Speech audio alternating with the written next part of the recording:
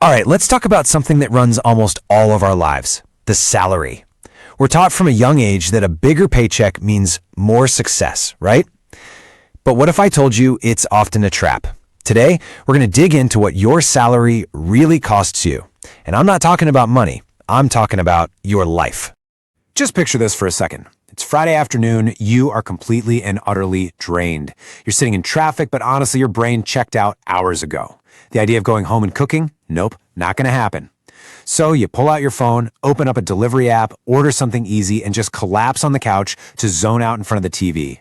You tell yourself, I worked hard all week. I deserve this. Sound familiar? Yeah, you're definitely not alone.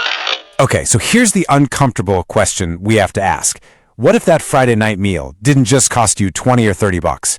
What if the real price was a few hours of your life, hours you can never, ever get back? See, we've all been sold this illusion that a good salary is the ultimate goal, that it means we've made it. But that view is like looking at the world with one eye closed, because it completely ignores all the massive hidden costs. Let's really get into this, because this is the heart of the problem. Think about it like a business. Any business that only looks at its revenue, the money coming in, without looking at its costs, well, that business is going bankrupt fast. And yet, when it comes to our own lives, that's exactly what so many of us do. We get laser focused on the income, the salary number, and we totally ignore what it's costing us just to earn it. So let's break it down. Let's talk about all the expenses that only exist because you have that job. The real question we should be asking isn't how much do you earn? It's how much does it actually cost you to work? Not to live your life, just to be able to show up and do your job every day. First up, the obvious one, transportation. Every single month, a chunk of your money goes towards just getting your body to the place where you earn money.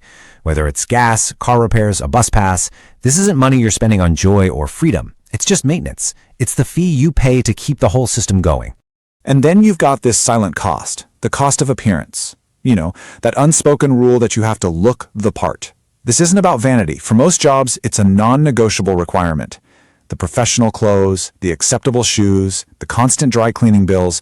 It's another one of those fixed expenses that quietly bleeds out of your bank account. Oh, and this one's a biggie for a lot of us, the convenience tax. That $4 coffee you need just to survive the 3 p.m. slump. The lunch you buy because you were too tired to pack one.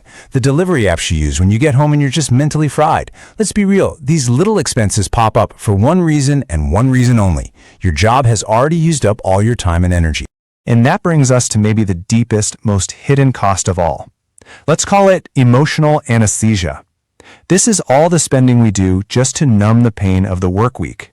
It's the drinks after work to de-stress, the impulsive online shopping for that little dopamine hit, the weekend trip you take because your daily life feels so unbearable. It's not really about seeking pleasure, it's about seeking relief. So when you start adding all of this up, transportation, clothes, convenience, coping mechanisms, that big salary number starts to look a whole lot smaller. You realize a huge piece of your paycheck isn't for living a better life. It's just for surviving the job itself.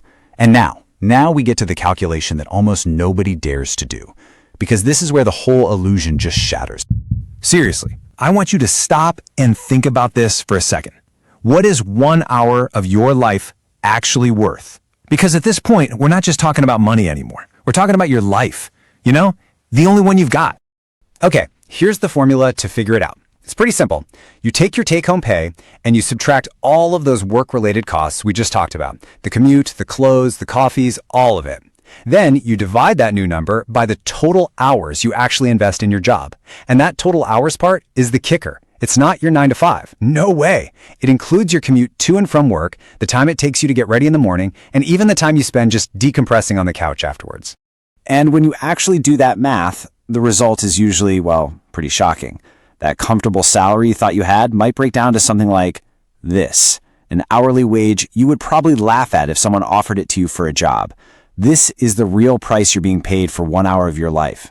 Once you know your real hourly wage, your entire perspective on money and spending just flips. It completely changes the game. All of a sudden, purchases that seem totally normal start to look kind of crazy. Your mindset shifts from thinking about price tags to thinking about something way more precious.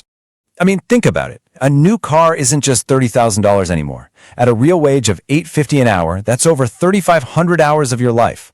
A fancy dinner out isn't $150, it's over 17 hours of your existence. That's more than 2 full workdays you traded for one meal. We're so conditioned to think in dollars and cents, but the real cost is always in time. And this, right here, this explains why so many people who are making what we'd all call good money are still living with this constant low-grade anxiety. They have no margin. Every pay raise seems to come with more stress and longer hours, which leads to more of that emotional anesthesia spending just to cope.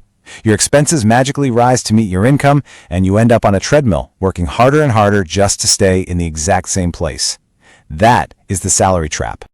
But listen, understanding all of this isn't meant to be depressing. It's actually the opposite. It's empowering. This is your wake-up call. This is the moment you can start to take back control. It's about shifting your focus from just chasing a bigger paycheck to chasing efficiency and reclaiming your life. So what can you actually do? Well, here are a few pretty powerful strategies. First, optimize your commute. Every hour you're not sitting in traffic is a direct raise to your real hourly wage. Second, master a valuable skill. It's not about working more hours. It's about making each hour you do work more valuable. Third, try to negotiate for flexibility. Even working from home 1 or 2 days a week can slash your cost and give you back precious time. And finally, and this is the big one, live with intention.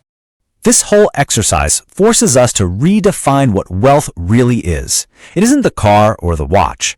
True wealth is having the space in your life to say no to things that drain you. It's having the time to just sit and think. It's the freedom from that bone-deep exhaustion. It's having the power to make choices based on what you want, not what you fear. And that's really what this all boils down to. Money. It's just a tool. It's a means to an end. Your time, your finite, non-renewable, incredibly precious time, that is the real currency of your life. Every dollar you spend is a little piece of your life you've already traded away. So I'll leave you with this one last question to think about, and I want you to be really honest with yourself. Are you using your job to build the life you truly want, or are you using up your life just to sustain your job? The answer might be a little uncomfortable, but asking that question, that's the first real step toward freedom.